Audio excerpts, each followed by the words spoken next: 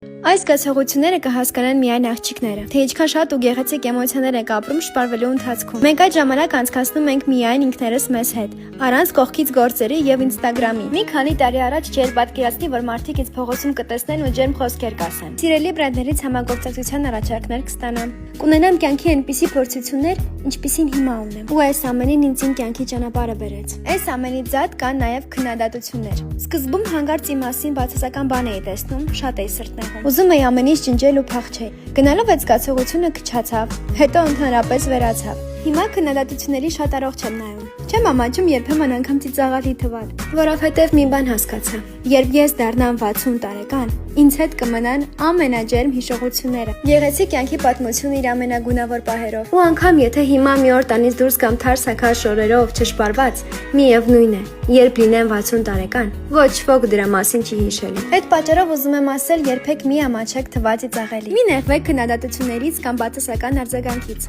Ուղղակի միշտ հիշեք, որ դուք հիմա իրականացնում եք ձեր փոքրիկ 5 կամ 10 տարեկան եսի փոքր ու մեծ երազանքները։ Իսկ 60 տարեկանում ոչ ոք ու ոչինչ չի հիշելու։ Խորը շունչ քաշեք ու վայելեք կյանքը իր բոլոր գույներով։